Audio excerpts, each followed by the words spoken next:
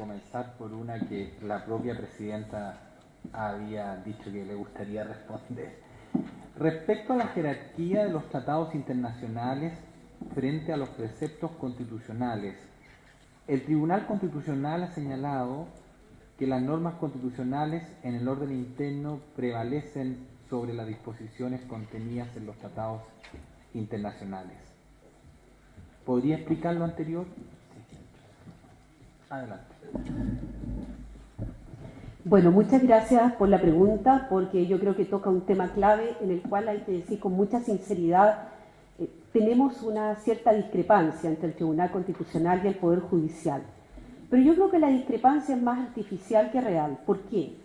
¿Cuál es el fundamento del cual parte el Tribunal Constitucional para, desde la sentencia recaída en el rol 309, señalar que los tratados internacionales de derechos humanos tienen un rango infraconstitucional, bajo la Constitución, pero sobre la ley ordinaria? Partimos del propio texto del artículo 5º, inciso 2 de la Constitución. ¿Qué dice ese texto después de la reforma constitucional del 89? Dice que es deber de los órganos del Estado respetar y promover los derechos que se consagran en la Constitución y en los tratados internacionales que Chile haya ratificado y se encuentran vigentes. Les pregunto a ustedes, particularmente a los alumnos y también a los profesores, ¿dice realmente la Constitución que los tratados tienen rango constitucional? No lo dice.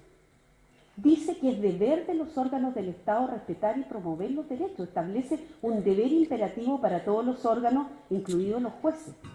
Y en esta materia, entonces, lo que hace el Tribunal Constitucional es comparar el texto de la Constitución del 80 con el texto de otras constituciones, sobre todo en América Latina, por ejemplo, el artículo 93 de la Constitución de Colombia, o el caso de la Constitución de Guatemala, o la Constitución ecuatoriana, todas las cuales dicen que los tratados internacionales de derechos humanos tienen un rango que está al mismo nivel constitucional o incluso por sobre la Constitución. Por lo tanto, ahí hay definiciones explícitas sobre el rango jerárquico que ocupan los tratados internacionales de derechos humanos. Mal haría el juez constitucional chileno, y ese es nuestro pensamiento expresado en nuestra sentencia, en atribuir un rango a los tratados internacionales de derechos humanos que el constituyente no le ha dado. Mucho se ha dicho que en la historia de la reforma del 89 existía este propósito, se alude al texto del profesor Francisco Cumplido, pero lo cierto es que si existió esta intención no quedó reflejada en el texto, por lo menos hasta el día de hoy. En consecuencia, nosotros discrepamos respetuosamente de los fallos del Poder Judicial que señalan que aquí en Chile existe un bloque de constitucionalidad, que los tratados integran un bloque con la Constitución, porque creemos que la teoría del bloque no tiene asidero.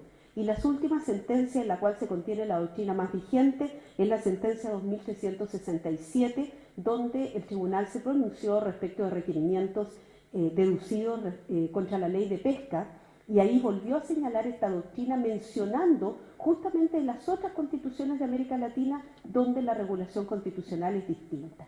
Finalizo diciendo que en consecuencia ese es el fundamento de los fallos del Tribunal Constitucional, y tengo la impresión que el Poder Judicial en el último tiempo ha ido variando levemente su doctrina, y lo que viene diciendo en los últimos fallos que he examinado es que los derechos esenciales que se contienen en esos tratados complementan los derechos contenidos en el artículo 19. Y con esa tesis, personalmente, yo no podría más estar de acuerdo.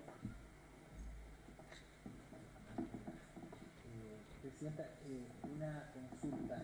Tomando en cuenta el argumento y razonamiento que ha dado el Tribunal Constitucional para sostener esta teoría, ¿no es cierto? Que en síntesis no habría expresamente alguna referencia a la jerarquía que tendrían que tener los tratados internacionales sobre derechos humanos. El Tribunal Constitucional, tomando lo mismo, se ha encontrado con situaciones parecidas en el sentido de razonar en algunos aspectos de la Constitución, donde, si bien es cierto, no hay una referencia expresa, pero ha razonado en otro sentido para resolver el punto. ¿Qué otro ejemplo nos podría dar? Bueno, yo les voy a pedir que no me den mucha cuerda, porque estos temas son realmente fascinantes para mí. Piensen que es lo que hago de las 24 horas del día, no les miento, 20 horas por lo menos, 20 horas, dejando apenas 4 para el sueño, por lo tanto son temas que me entusiasman. Yo nuevamente lamento que no esté Jorge Correa porque voy a contar una infidencia. Cuando éramos colegas del Tribunal Constitucional y ahí se desarrolló una amistad y un cariño que se ha proyectado hasta el día de hoy, una de las discrepancias más profundas que tuvimos con el entonces ministro Jorge Correa fue a raíz de una sentencia recaída en la inaplicabilidad que se pedía del artículo 206 del Código Civil, que tiene que ver con la acción que puede dirigir el hijo respecto a los herederos de su padre o madre fallecido, temas de reconocimiento de paternidad o maternidad según el caso. Pues bien, en esa oportunidad, el Tribunal Constitucional, en mayoría, Jorge estuvo en la minoría, por eso lamento que no esté aquí, en mayoría hicimos un razonamiento para acoger la inaplicabilidad sosteniendo que el derecho que tiene una persona de que se le reconozca su paternidad a todo evento, en todas circunstancias, sin limitaciones de plazo para deducir la acción o de otros supuestos, tiene que ver con la plena aplicación del derecho a la identidad. Y en realidad me alegro que el ministro Álvaro Mesa me haga esta pregunta porque el derecho a la identidad ustedes no lo van a encontrar en ninguna disposición constitucional. ¿Y cómo construimos el razonamiento constitucional? Lo construimos de dos maneras. Primero, en base al derecho internacional de los derechos humanos, el derecho a la identidad del niño está claramente consagrado en la Convención de los Derechos del Niño, que es un tratado ratificado por Chile y vigente, pero como este caso además se trataba de una persona mayor, era una señora como de 40 años que estaba reclamando la paternidad respecto de su padre ya bastante mayor o supuesto padre, era medio absurdo aplicarle a ella la Convención de los Derechos del Niño. Entonces, ¿qué dijimos? El derecho a la identidad es un derecho que fluye directamente al principio de la dignidad humana, porque ¿qué puede haber más congruente con la dignidad humana que una persona tenga derecho a saber cuál es el lugar que ocupa dentro de la sociedad? Porque eso es propiamente la identidad.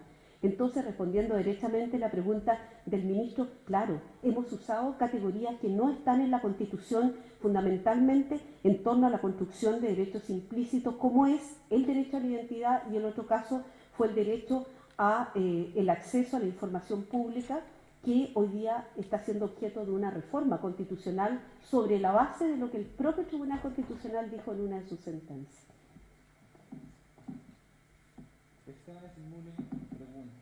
En su rol de defensa de la Constitución, el Tribunal Constitucional debe ser referente con los órganos políticos, pero al mismo tiempo proteger los derechos de las minorías y las personas. ¿Cómo se compatibilizan ambos principios? Bueno, muchas gracias, profesor Smulevich. Esta es la pregunta del millón, ¿verdad? Tal vez yo podría haber puesto solo esa pregunta en el encabezado y haberme ahorrado todo el resto. Yo pienso que voy a hablar del caso del Tribunal Constitucional de Chile. Yo llevo 8 años en el Tribunal Constitucional, por lo tanto uno ya se supone que al cabo de 8 años algo se ha empapado del espíritu del órgano, de lo que ha sido, de lo que es y de lo que quisiera ser. Yo diría que el Tribunal Constitucional chileno ha tenido una actitud, sobre todo en el ejercicio de la atribución del control preventivo de constitucionalidad de la ley, tremendamente deferente hacia el legislador. Tan deferente que diseñó la categoría de sentencia interpretativa justamente para respetar esa deferencia. Es decir, en lugar de declarar la inconstitucionalidad derechamente, usa la fórmula: se entiende que esta disposición es constitucional en el entendido que se interprete de tal manera. Y con eso evitamos algo que está muy instalado en el ambiente político, sobre todo en nuestro país, que es sostener que el Tribunal Constitucional está para enmendarle la plana permanentemente al legislador. Sin embargo, en el caso de las políticas públicas, y particularmente cuando ellas inciden los derechos económicos, sociales y culturales, el tema es mucho más complejo, porque es evidente que cuando el asunto llega al Tribunal Constitucional o llega a las Cortes de Apelaciones por la vía del recurso de protección, es porque hay una cierta deficiencia en la aplicación de la norma o una deficiencia estructural en la norma que no está permitiendo hacer la justicia en el caso concreto. Entonces, pienso que, tal como lo dije, es deber del juez constitucional entrar sin deferencia en ese caso hacia el legislador en todos aquellos casos en que la estructura de la norma denota una desigualdad de trato. Vale decir, cuando la estructura de la norma denota que su aplicación produce un problema que afecta directamente la dignidad del afectado. Yo creo que ahí claramente el juez constitucional, sin ambigüedad, con coraje, con decisión, debe entrar directamente a corregir la deficiencia. Ahora, ayuda mucho que esto sea en el caso concreto, aun cuando de ahí sabemos que se abre la puerta para una eventual inconstitucionalidad. En el segundo caso al que yo me refería, siguiendo la categoría de Dworkin, en los casos de igualdad de tratamiento que tiene que ver con la igualdad de oportunidades, yo creo que la técnica de la sentencia exhortativa, Esteban, es la que, a mi juicio, concilia de mejor forma la inexcusabilidad del juez constitucional ante el imperativo de tener que resolver el conflicto constitucional con la deferencia de estimar que el único que puede realmente resolver este problema son los órganos colegisladores.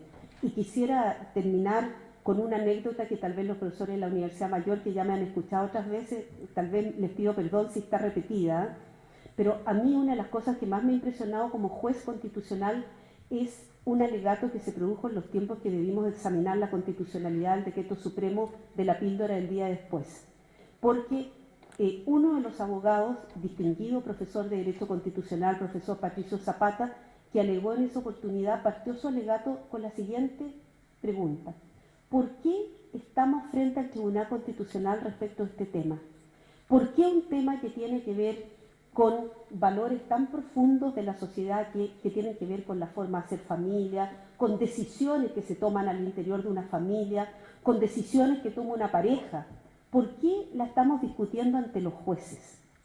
En circunstancia que este tema debió haber sido discutido en el Parlamento, pero no lo había sido. Entonces, esto es un poco, Esteban, para responderte cuál es mi visión. Yo creo que, en suma, esta división entre desigualdades de trato y desigualdades de tratamiento respecto de los temas de igualdad de oportunidades marca una solución respecto de tipos de sentencias constitucionales distintas, y la exhortativa me parece que es muy compatible con el respeto al legislador democrático. Felipe Meléndez está por esa misma línea. Él plantea cuál es el límite entre la labor del control del Tribunal Constitucional de la ley y la posibilidad de terminar oficiando como legislador positivo. Todo ello en el marco del Estado Social de Derecho. Bueno, gracias también a Felipe por su pregunta. Yo creo que aquí hay que hacer una afirmación sin temor, ¿verdad? La concepción original de Kelsen, aquella que escribió la garantía jurisdiccional de la Constitución, en el sentido que el juez constitucional debía ser un juez de anulación y por ende un legislador negativo, ha sido superada con creces. Yo creo que una de las conclusiones más importantes cuando se celebre el centenario de la justicia constitucional especializada, que dicen que en Austria ya lo están preparando porque fue el primer tribunal que se estableció, se están preparando con varios años antes, yo creo que va a girar un poco, Felipe, en torno a esto. ¿En qué quedó el legislador negativo que concibió Kelsen frente claramente a este legislador positivo? Y la respuesta a esta pregunta yo creo que la da un poco la concepción de Peter Haberle cuando dice: la Constitución es el reflejo de la cultura de cada pueblo. Cuando yo he conversado con los jueces de la Corte Constitucional de Colombia varias veces, con mis colegas, la verdad es que he entendido por qué ellos se han transformado en una corte activista y claramente en un legislador positivo. Porque los problemas existentes hasta el día de hoy en Colombia, con poblaciones desplazadas, con violencia respecto de las mujeres y respecto de los niños, con una crisis del Estado sin proporciones, exigieron primero la constatación de un estado de cosas inconstitucional y luego una incursión del juez como el único actor que, como decía el autor colombiano que cité, podía evitar la crisis o la descomposición social definitiva. ¿Esto es ideal? Yo creo que no es ideal recargar a los jueces con este tipo de responsabilidades, pero es la dinámica cultural que se va dando en algunas sociedades y que va encajonando a los jueces en esta nueva responsabilidad. Entonces, yo diría que el juez constitucional hoy día claramente es un legislador positivo está añadiendo, está de alguna manera precisando el sentido de las leyes y con eso claramente está complementando la labor del legislador democrático. Pero ello es producto de una exigencia cultural que se ha instalado al interior de las sociedades que afortunadamente, en mi concepto, todavía mira a la justicia como una esperanza de solución, como una esperanza de justicia y de equidad en los casos concretos. Entonces yo creo que finalmente, cuando uno trata de extraer conclusiones generales, es muy difícil en estos casos porque me parece que la experiencia de casos, sobre todo en un continente tan heterogéneo como América Latina, es el que va dando la respuesta compatible con una concepción de la Constitución que le identifica con la cultura de cada pueblo. Siguiendo con la misma línea, señala quizá un tema de legitimidad de los tribunales constitucionales. Si los jueces son agentes de cambio en forma democrática, ¿cómo puede ser eso? ¿Deben ser jueces elegidos? Quizás también podría responderse, no sé si hay algún estudio empírico, de qué forma los tribunales constitucionales han enriquecido o han activado el concepto del diseño de la democracia, pensando con el primer fallo de 1803, ¿no es cierto?, de Marbury versus Madison, de qué forma un órgano que se denomina contramayoritario, ¿no es cierto?, pero de igual manera diseña un nuevo concepto de entender la democracia al interior de un Estado social y democrático. Bueno, son dos preguntas en una, en realidad. Una tiene que ver con el rol de los tribunales constitucionales en el fortalecimiento de la democracia y del Estado de Derecho, y la otra tiene que ver con la propia legitimidad del juez constitucional. Voy a partir por lo primero porque es relativamente más fácil que lo segundo. Yo soy una convencida de eso. Yo escribí hace un tiempo, uno de mis trabajos se titula CIA, los aportes del Tribunal Constitucional a la democracia y al Estado de Derecho. Me he convencido de que eso es así, no solamente para el caso chileno, sino que en todas partes, a partir, como dice don Álvaro Mesa, del fallo Marbury versus Madison. ¿Y por qué? Porque los jueces constitucionales hemos tenido la posibilidad, a través del control, Kelsen decía que los jueces constitucionales estamos dentro de los mecanismos de los checks and balances, es decir, estamos llamados a controlar, estamos llamados a hacer contrapesos. Y en esas labores de contrapeso que ejercemos, vamos detectando precisamente circunstancias que complican el Estado de Derecho, que complican la democracia. En el caso de Chile y del Tribunal Constitucional siempre citamos el rol 33, sentencia redactada por el exministro Eugenio Valenzuela, que permitió, ni más ni menos, que el Tribunal Calificador de Elecciones pudiera entrar a operar inmediatamente para calificar la consulta del año 1988. Yo les digo, ¿qué habría pasado? Pensémoslo en términos de la transición a la democracia chilena.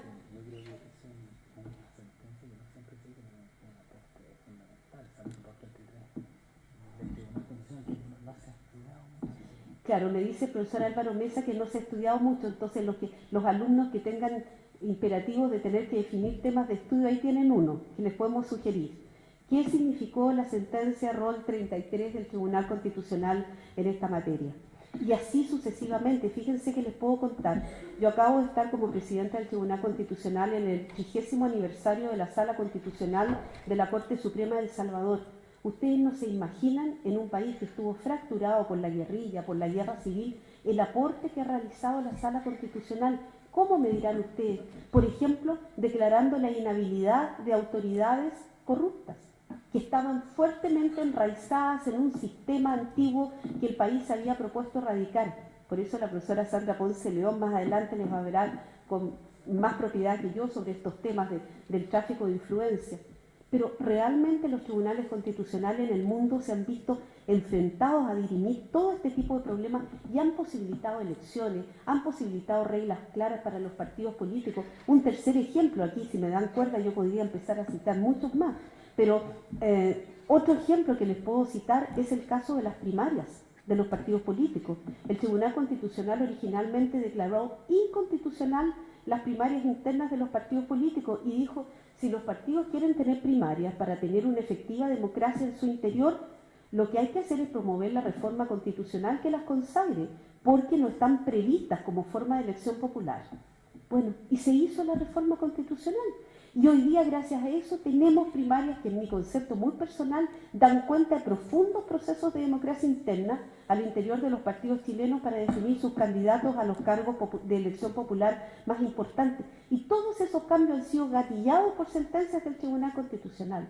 Por lo tanto, a mí no me cabe ninguna duda, lo afirmo con toda convicción. Los tribunales podemos ser aportes, y lo hemos sido, muy claves para la consolidación y fortalecimiento de la democracia y del Estado de Derecho.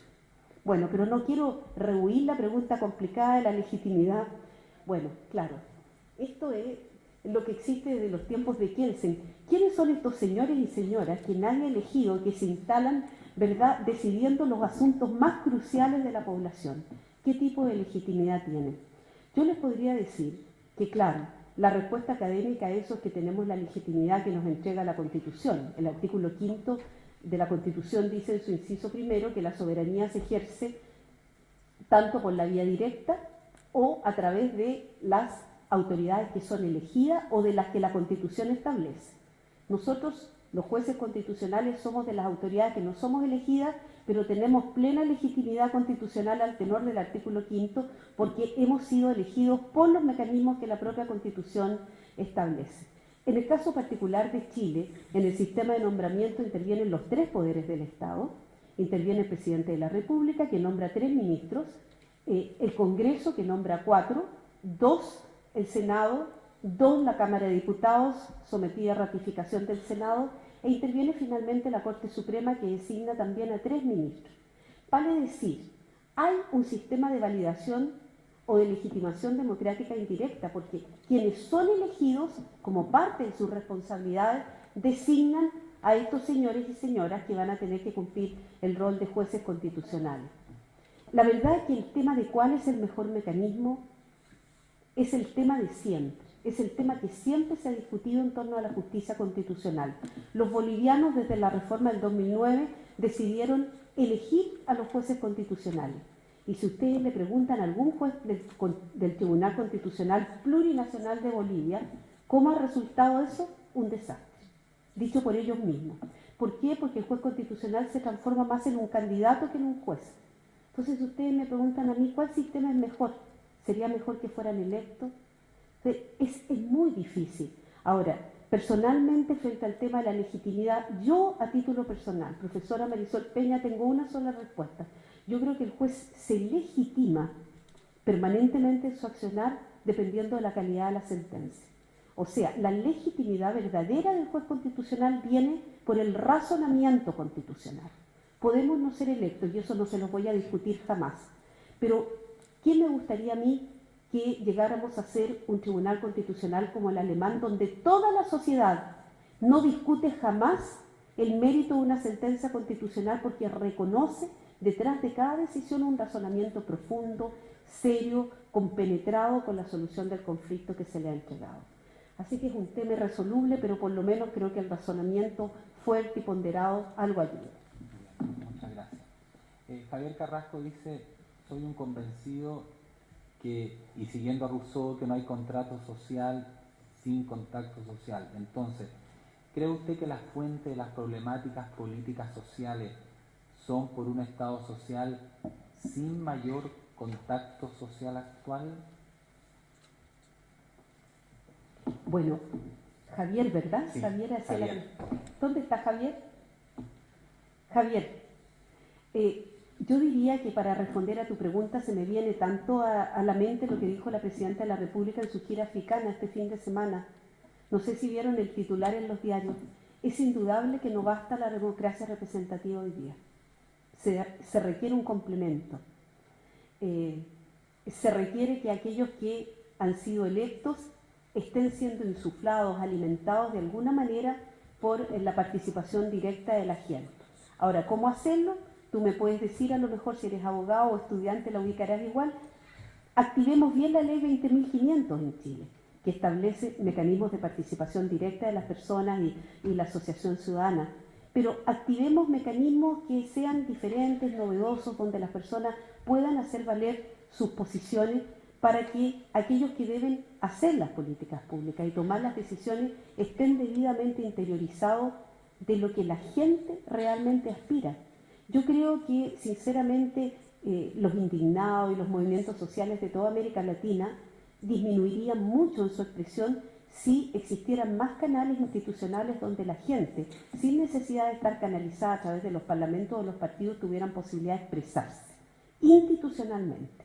El riesgo para los sistemas políticos es que cuando no existen canales institucionales de expresión para que nuevamente los hacedores de políticas públicas tomen estas demandas y estas inquietudes, se produzcan los desbordes de la sociedad que en definitiva tienden a poner en crisis todo el sistema institucional.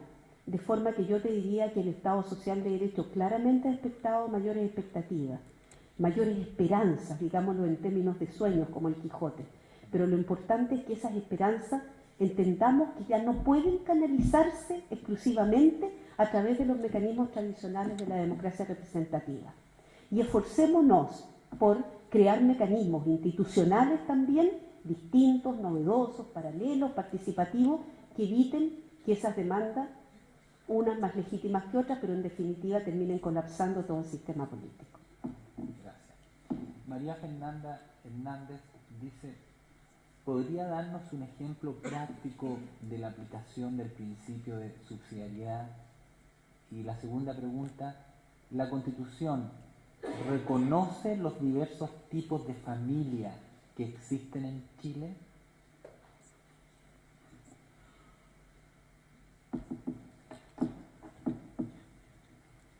Ok, María Fernanda, un ejemplo práctico de aplicación del principio de subsidiariedad en materia constitucional lo tienes en la sentencia ROL 976.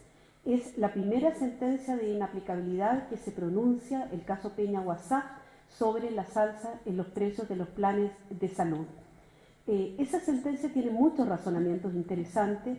Es la primera sentencia del Tribunal Constitucional que reconoce la plena justiciabilidad de los DESC, de los derechos económicos, sociales y culturales, en este caso el derecho a la salud. Pero además tiene un razonamiento muy interesante en torno a la subsidiariedad. Dice, todos los particulares que han constituido ISAPRES, instituciones de salud previsional, lo han hecho en ejercicio del principio de subsidiariedad. Esto es, colaborando con el Estado en la prestación de un bien que es un bien esencial para toda la población. Ahora bien, en la medida que esos particulares han ingerido, han entrado al negocio de la salud en virtud del principio de la subsidiariedad, colaborando con el Estado, no estamos entonces frente a un contrato típico de derecho privado, a un contrato como podría ser un seguro privado donde hay simplemente un análisis de prestaciones recíprocas. Hay, en otras palabras, en ese contrato que suscribe ese particular que actúa en virtud del principio de subsidiariedad con el afiliado, hay elementos de orden público, lo cual permite sostener que en ese tipo de materias, como decía Jorge Correa, no se da solamente el efecto vertical, bien digo, de los derechos fundamentales, el derecho frente al poder, sino que el derecho de un particular frente a otro particular. ¿Por qué? Porque hay elementos de orden público que tienen que ver con valores de la Constitución que los privados también tienen que respetar, aun cuando actúen bajo la fórmula del contrato, que en este caso está complementada por la aplicación del principio de subsidiariedad. Por lo tanto, ahí tienes un ejemplo en el ROL 976. Ahora, ¿qué es lo que ha dicho la jurisprudencia constitucional en materia de familia? Bueno, la verdad es que yo diría que el único caso en el que se ha pronunciado en la sentencia más directamente es en la sentencia ROL 1881. Ustedes dirán, se aprendió de memoria todos los casos, pero la verdad es que uno tiene que trabajar tanto con los roles que ya hay leading cases para nosotros internamente y uno tiene las sentencias muy metidas en la piel, diría yo. En esa sentencia, el tribunal tuvo que pronunciarse sobre el artículo 120 del Código Civil, que es el que define el matrimonio, como un contrato entre un hombre y una mujer. ¿Por qué? Porque la acción de inaplicabilidad había sido deducida por la Corte de Apelaciones de Santiago frente a un recurso de protección de 3 parejas de homosexuales de sexo masculino, que se habían visto imposibilitados de contraer matrimonio o de que se les reconociera un matrimonio celebrado en el extranjero aquí en Chile, precisamente porque la ley de matrimonio civil y el Código Civil tienen una concepción de la familia en virtud de la cual se basa en el matrimonio y en el matrimonio entre un hombre y una mujer. Bueno, ahí el tribunal se enfrentó, yo diría, al verdadero problema que significa que no hay una concepción constitucional de familia. Yo hablaba de este tema en ese tiempo con mi amiga Elisa Pérez Vera, ex magistrada del Tribunal Constitucional de España, que me decía que en la Carta del 78 se define constitucionalmente lo que es la familia. Decía, la familia es aquella que se conviene entre un hombre y una mujer, o es el derecho de los hombres y de las mujeres, y ahí entonces estaba el problema de que si los hombres entre ellos, las mujeres entre ellas o entre ambos. Pero, en fin, la Carta Española tiene una concepción constitucional de familia y de matrimonio. La chilena no lo tiene, dice solo la familia es el núcleo fundamental de la sociedad. Si uno se va a los orígenes, los constituyentes del 80 pensaron en ese tiempo, acorde al modelo de sociedad que teníamos, claramente en una familia sustentada en el matrimonio heterosexual, el matrimonio entre un hombre y una mujer. Por lo tanto, consciente de esta realidad, porque el juez constitucional puede querer ajustar toda la Constitución a la realidad actual, pero se ve amarrado también por decisiones que no le corresponde a él tomar. Entonces, lo que hizo el Tribunal Constitucional dictó una sentencia muy pocos considerando, y hay muchos votos particulares en esa sentencia, pero en síntesis dijo, mire, en realidad la Constitución no dice nada sobre este tema, qué tipo de familia es la que más se aviene con la Constitución. Lo único que encontramos son antecedentes en el origen de la norma constitucional de que es en el matrimonio heterosexual. En consecuencia, la línea de la sentencia y la línea de la mayoría de los votos particulares va por el reconocimiento de que esta es una tarea del legislador. Vale decir, dado que la norma constitucional es más bien abierta, es el legislador quien va a tener que ir pensando si verdaderamente ha operado un cambio de tal naturaleza al interior de la sociedad chilena que justifique impartir reglas generales y obligatorias, como son las leyes de distinta naturaleza, para reconocer modelos distintos de convivencia. Y esos modelos distintos de convivencia pueden partir desde reconocer el matrimonio homosexual hasta reconocer, como ha sucedido en Estados Unidos, en Europa, que una cosa es el matrimonio entre el hombre y la mujer, pero que la legislación tiene que contemplar formas de reconocimiento de la afectividad entre personas de un mismo sexo, como por ejemplo la figura de la Domestic Partnership en Estados Unidos o del Pacte de Solidarité, que es la figura que se reconoce en Francia para estos efectos. Aquí viene una pregunta de William Valenzuela. Si bien comparto la tesis del control jurisdiccional de políticas públicas, me preocupa el test que aplica el Tribunal Constitucional a partir de argumentos formalistas y no aplica un concepto adecuado de constitución, desconociendo el bloque de constitucionalidad, hoy conocido ya como bloque de convencionalidad. Sin efectuar una adecuada interpretación del artículo 5º, inciso 2 de la Constitución, en base a ello, ¿cuál cree que es el rol que debe asumir el Tribunal Constitucional ante el control de convencionalidad? William, es el profesor Valenzuela. Yo te voy a contestar de la misma forma como le contestamos al expresidente de la Corte Interamericana de Derechos Humanos, Diego García Sayán, cuando nos reunimos los jueces constitucionales del continente hace 2 años en Viña del Mar, patrocinado por el Tribunal Constitucional de Chile. Le dijimos que el Tribunal Constitucional de Chile hace control de convencionalidad, pero a su modo. ¿Qué significa esto? Significa que nosotros no desconocemos ni el texto de la Convención Americana de Derechos Humanos, ni tampoco la interpretación, que es parte del bloque, o parte del control, ni la interpretación que la Corte Interamericana va realizando. Pero que lo hacemos no como control de convencionalidad, sino que a partir del artículo 5º, inciso 2, en la medida que reconocemos que la Convención Americana es un tratado internacional ratificado por Chile y que se encuentra vigente. Ahora, yo no por forma de exculparme, ni nada que se le parezca, pero yo creo que el problema es más difícil de lo que uno se imagina. Porque en la misma sentencia, la píldora del día después, nosotros tratamos de aplicar la Convención Americana de Derechos Humanos en la parte que dice que la vida comienza por regla general desde la concepción. Por lo tanto, escribimos en esa sentencia que, apelando a esa disposición de la Convención Americana, que no había sido objeto de mayor debate dentro del sistema interamericano, podíamos nosotros resolver como se resolvió por la mayoría en fallo dividido.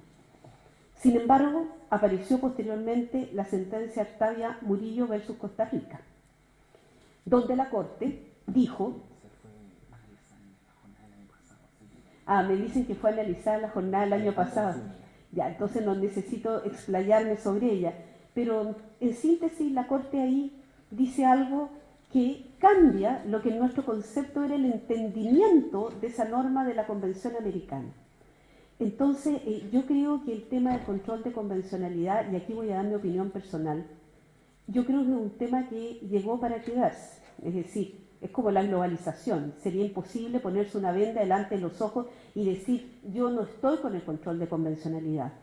Pero yo sí creo, personalmente, aquí hablo a título personal y no comprometo a nadie más del Tribunal Constitucional, yo sí creo en el margen de apreciación nacional. Yo creo que, como ha dicho la Corte Europea de Derechos Humanos, hay casos en los cuales el juez tiene la posibilidad y debe ejercer la facultad de medir si, para la solución del caso concreto, la justicia material se produce con el control de convencionalidad o con la norma interna, porque probablemente la interpretación que le demos a la norma interna potencia el ejercicio del derecho en virtud del pro hominem favor persona, más que la aplicación del control de convencionalidad. Pero reitero que yo creo que es un tema muy difícil. Yo personalmente no es que esté en contra, por el contrario, yo lo que espero es que en todo el debate de las reformas constitucionales alguien diga algo sobre estas cosas, porque a mí lo que me llama la atención es que se habla del cambio al régimen binominal, de la nacionalización de las aguas, no sé, pero yo no escucho debates que digan en relación con el rango jerárquico de los tratados de derechos humanos, si vamos a tener definitivamente bloques constitucionales de derechos. No escucho claridad constitucional en esta materia. Y mientras no exista, yo creo que el Tribunal Constitucional, es mi impresión, el de Chile, se va a seguir moviendo en un ámbito que es el que le ha parecido más ajustado al actual tenor del artículo 5º, inciso 2 de la Constitución. Muchas gracias por esta ronda de preguntas y por la exposición.